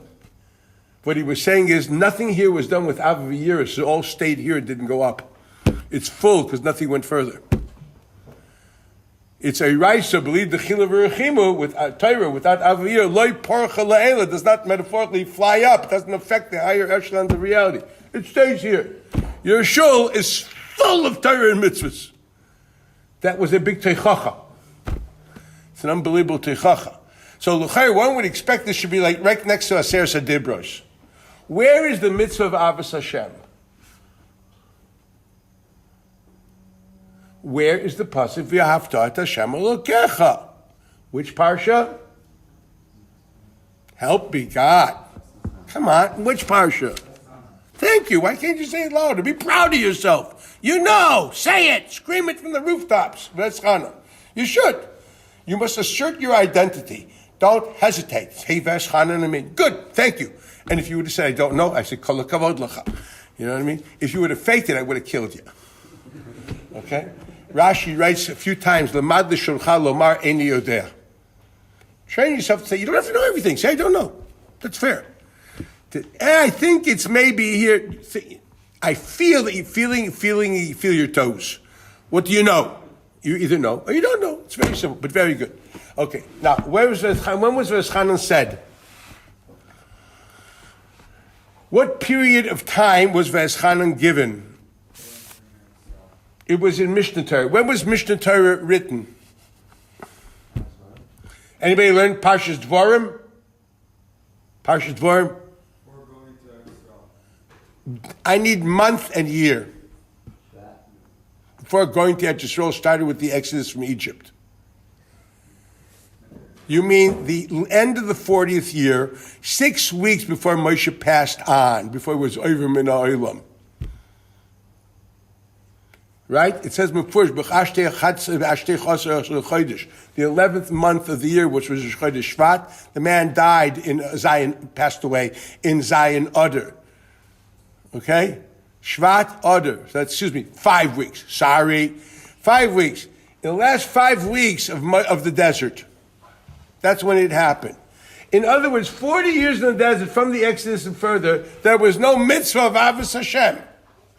What was religion without the mitzvah of Avos Hashem? What happened to Raisa, Lo Dechila V'Rechimu, Lo Parcha La'ela, and all that? We're supposed to worship God B'Ava, right? Isn't that, we all know that. That's like, wow, right? No, that only happened in the last 5 weeks of Moses' life. He was a very busy man those 5 weeks. He wrote 13 Sifrei Torah. He gave 5 long speeches of Mussar, which is Sefer Dvarim. He was Chazard Kol HaTorah, including something like 230 mitzvahs which were not said before. Actually, a third of the mitzvahs were never said before Mishnah Torah. So when they tell you Mishnah Torah is just repetition, they don't know how to read. Okay? It is literally a third of the mitzvahs were not recorded before Mishnah Torah. Just want you to know that. Okay? He did all that. This is an Ilui. In 5 weeks. The man was like a mega genius with the stamina must have been like, and also, says Mefurish Rambam, he answered all the questions and learning of anybody that had a doubt. Of about 600,000 people, which are males from 20. What about the people, the Yeshiva Bachman, which are 18? They're not in the census. Well, there were no women asking questions then, so that's okay. But what about the people, you know what I mean? But all the people that are below 18 from Bar Mitzvah, they also had questions, didn't they? And it says before Moshe Be'ez HaTorah, the Rambam writes, he answered all the doubts. And Ilui should be Iluyim, he probably would work 24/7 for those 5 weeks. 13 Sifrei Torah, 5 mega speeches, 230 new mitzvahs. Look at the list in the Chinuch, you'll see it. New mitzvahs. All that, and answered all the doubts and questions and learning of everybody. It says before you can read this all in the Hagdama, the Raman Pirush HaMishnah. That's pretty heavy. And one of those new mitzvahs was mitzvahs Avos Hashem. How's it possible? What happened to Judaism before that? The Tzedek says something very profound. It says God only commands things which are not self-evident.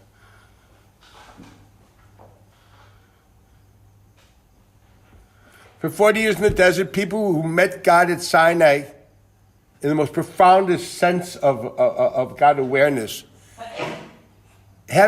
being drawn towards that is like a butterfly being drawn towards the light. You don't have to ask him, go into a quest of knowing him in order to be enamored with him. You are, because he's in front of your face.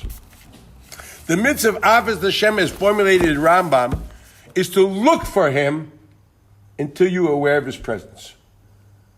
Lashon of the Rambam is, what's an Ohev Hashem? Mitaveh tava gdola, you get an obsessive desire, leida, to really understand et Hashem HaGadol. That's a Rambam Hilchos Sodei HaTorah Perik Beis. Okay? Mitaveh tava gdola, leida et Hashem HaGadol. You have an obsessive desire to know who this God is. So someone says, but people who stood at Sinai, they knew. It's the pasuk in Chumash. You actually know. Ki havayahu Elokim. Right? You met him. We didn't have to command it. It's only when the newbies came into being, which are going to be farmer warriors, when you're going to leave the kolal experience of the embryo of this miraculous desert experience where they did nothing but learn by the biggest teachers possible. You know what I mean? The unbelievable learning experience the Rambam describes this in the beginning of the Dhamma of the Pirush HaMishnah, based on a Gemara in Eruvin, that for 40 years they were just sitting and learning. And Chazrin Kol HaTorah Kula. It was really unbelievable. But then, my dear friends, the game's over. You got your degree. And now you're going to become a farmer warrior. Right? Ki tavo la'aretz v'natatem prietz. Ki savai. Right? It's like coming up. Okay, and ki teitzel milchama. Now, right?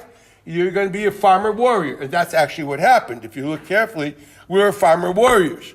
You have left the enclave of pure ruchnius and miraculous life with pure God awareness. You move when the unknown moves and so on and so forth. And all of a sudden, you got to be a farmer warrior. You have to deal with agriculture and war and temptations. Read Sefer Dvarim. Tons of temptations. And we failed in those temptations. Read Sefer Shoftim. B'yam mahem ein melech b'Yisrael. Isha yashar beinav yaseh. It doesn't just mean jaywalking. They were Oivdei Avodah Zarah, and they looked at Pelegish Begiva. They were horrendous people. They deteriorated immensely. For these type of people, it's very clear that God awareness has walked away from their eyes, and they are commanded to look for Him through the mitzvah of Ava. In other words, God does not command that which is obvious. He only commands because it's not obvious. For they didn't need it tzivui, because they saw the truth without the command of doing it. We are commanded in order to ultimately identify with it. But if you already identified it originally, you didn't really need that commandment. That's what the Tzemach Tzedek writes. An unbelievable yesod. It is clear as day, for example, that the Bahag and the Ramban are not minor the mitzvah of Anochi Hashem Elokecha as a mitzvah saseh. And the Ramban in the Sefer HaMitzvahs writes, you know why? Because the basis of religion is the fact that we accept that Hashem Elokeinu. What does Anochi Hashem Elokecha mean? So the Ramban writes in Parshas Yisro, Anochi Yud Kei Vav Kei, which means Hoveh Kadmon, a primary existent, Asher Mimenu Akol, which everything is from Him, Bechefetz with His will, V'Yecholda with His omnipotence. Elokeinu Elokecha Ra'ui Lavodoto.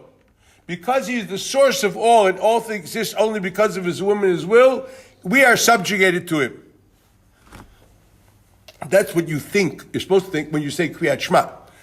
Rambam writes it before, Sefer HaMitzvah, the Ramban, this recognition is Kabbalat Ol Malchut Shamayim.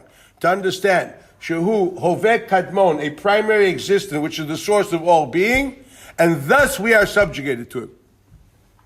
This is called Kabbalat Ol Malchut Shamayim, and this is the Pshat in the Pasuk, Shema Yisrael, Hashem Elokeinu. So I want you should know this. A very important Ramban to learn. The Ramban is in Yisro on the Pasuk, Anochi Hashem Elokecha. So you have to understand that the Ramban says, without knowing that, there's no commander, there's no source of values. Why would I do anything? It's only after we recognize that Anochi Hashem Elokeinu, at that point in time, now I know I have to listen to what He's saying. And if He commands, I have to listen to Him. But if I don't know that Anochi Havaya, Elokeinu, too, there's no basis of religion. So what forces you to do Anochi Hashem Elokecha? Nothing. The truth. The fact that you know this fact, the truth, creates an obligation towards it. Literally, the emes is mechayiv. You do it not because you're commanded, because it's basically the truth. There's a Hagdamat Shas of Rabbeinu Nissim Gaon. Do you ever read it? At least it's usually in front of Vilna Shas with little letters. Okay, I think Oizva Hadar has it a little better now. Yeah, I read it once. This is the kind of stuff you stick for Bein Hazman. It's like learning Tmurim or Cotton, Creases, Haigoyan, you know. You finish all these books during Ben Hashmashis and Ben Hazman. Okay? Like Sefer Ikrim, Josh Saran. You had to finish it. So basically, Rabbeinu Nissim Gaon writes there that Ben Noach, what's Mechayiv Ben Noach, is basically because these are logical mitzvahs and they're seicheldik. The seichel is mechayiv. If it's logical, it's loisignaif. You know why you're not supposed to do? Because it's logical that you shouldn't be taking someone else's this. It's an emes pshuta. The emes hapashit is a mechayiv. Should I take it further? The Rambam writes somewhere in the first parak, I think the first chapter, I think it's 36th chapter, if I'm not mistaken. I think it's Tamid Vav. Or maybe it's Samach Beis. I have to check it up again. Rambam writes that before Moshe Rabbeinu, there was never a prophet which has said, I command you to command other people to do something. All the prophets prior to Moshe Rabbeinu, Adam, Noach, Avram, Yitzchak, Yaakov, were commanded privately, and told you should teach my will to the people, not command them. Teach my will to the people. It is only from Moshe Rabbeinu and further which God tells a prophet, tell the people through that I command them to do something. In other words, prior to Moshe Rabbeinu, a Ben Noach didn't have a mitzvah of Sheva mitzvahs. He had a yediyah that is Ratzon HaKadosh Baruch Hu. And that's mechayiv him, because if he didn't follow that emes, he gets killed. Rambam writes that Anshe Shechem were killed because they didn't fulfill one of the mitzvahs of Sheva mitzvah Bnei Noach. But the Rambam said there's no tzivuyim. Doesn't matter. It's Ratzon Hashem and you knew it. You get punished for that too. Very important thing to know. You don't need a tzivuy for a punishment. You need a yediyah that's Ratzon Hashem. When the Gemara says, Ein onshim ela in kei mazhirin, that's only after Moshe Rabbeinu. Beforehand, it was Einshin Achrei Shemoidim. Not Mazhirim means forewarning, restricting, notifying. This is Ratzon Hashem. This is Das Rambam Mefurish, that a emes is Mechai. The Ramban and the Bahag believe the same thing. They think Anoichi Hashem Elokecha is not a tzivui, it's a knowledge which is the basis of tzivuyim. So what compels me to live by that knowledge? The fact that it's Ratzon Hashem. The fact that it's God's truth. So now you understand what compels you to the Teshuva. It may not be a mitzvah, but hell, man, read all the Nevi'im. It's God's truth. It compels you as much as Anoichi Hashem Elokecha compels you. And the truth of the matter is, why do you think you sin? Should I tell you why you sin? Because you didn't really internalize that Anoichi Hashem Elokecha.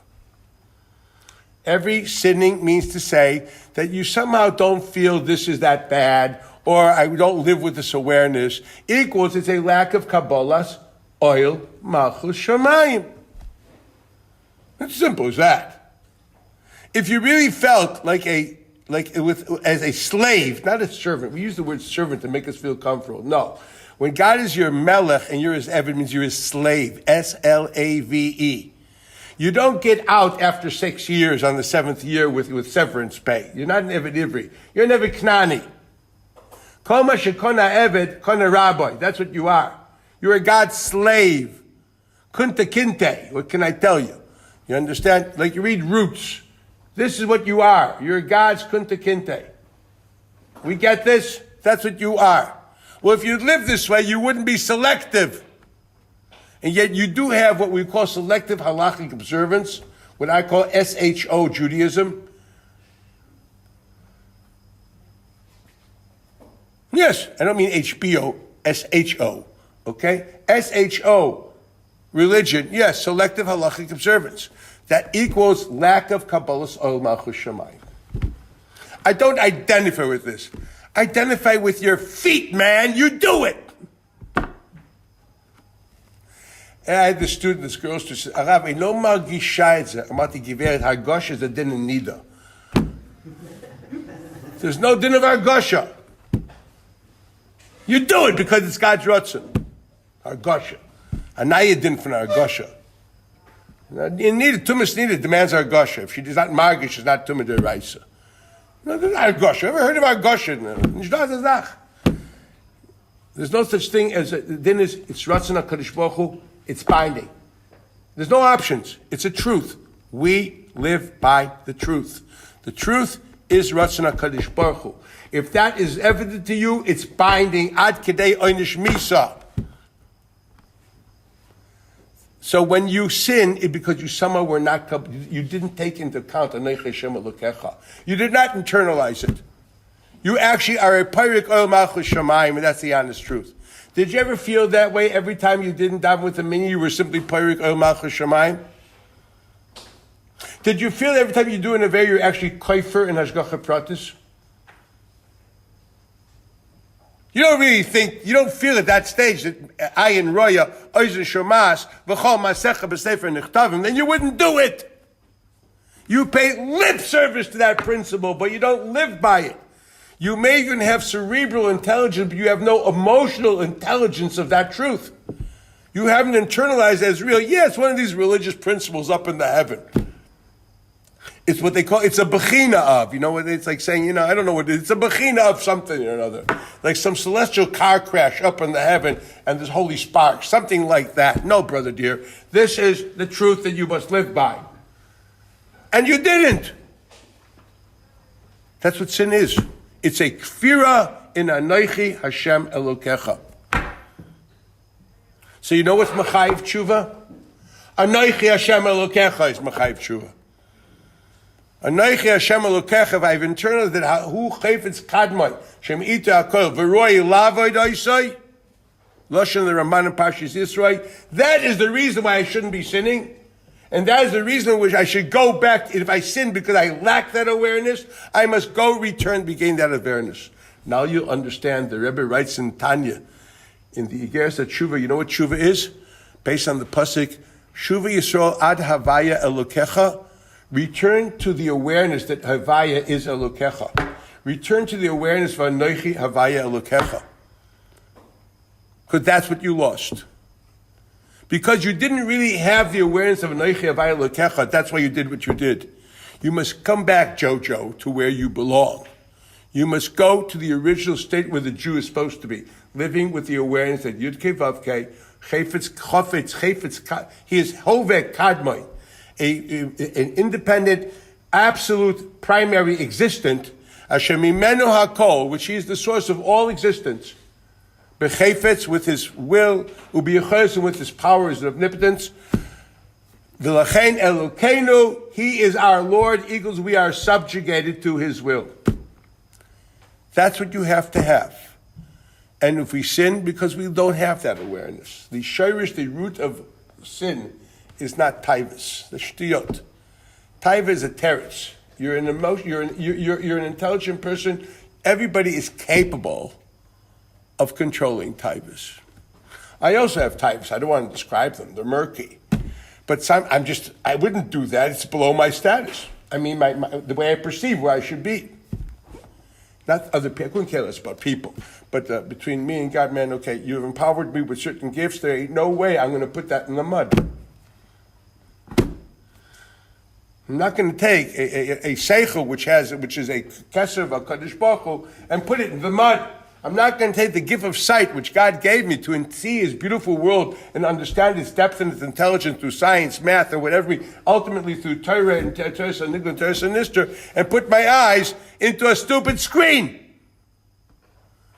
Why would I take an enormous gift, which is so important, which can create worlds and ideas, and put it into the freaking pigsty? That's the truth. Do I have taivas? Of course I have taivas. But I have logical reason why I won't live by them. I want us to understand that. Halavai, I should do it because Anochi Hashem Elokecha. That would be better, isn't it? That's why the Yari writes that even if you don't have any Averis this year, you can now do Tshuva on last year's Tshuva. Because I'm sure it's never enough. You always have to enhance the Avaya Hu Elokeinu. You always have to grow and give more depth to the fact that he is the ultimate existent, and ultimately, therefore, I should be subjugated. There's always more to grow in that awareness and in that subjugation. We know that. There are infinite levels of psyche in which you have to keep on growing in that. That's the quest. That's the purpose. That's why the Rambam points out there is no pasuk for tshuva, but it's obvious he's going to do it because you have to do it because that's Anochi Hashem Elokecha says you have to do it. Memelo, so now God says you want to fulfill Anochi Hashem Elokecha in the right way, you must do vidui lifnei Hashem. What that means next week. What is the purpose of the vidui? But that's the first Rambam. So that's the first halacha, and that's basically it. Have a good night. Now, live by this, or rather aspire, dream, something. Don't waste my life. Good night.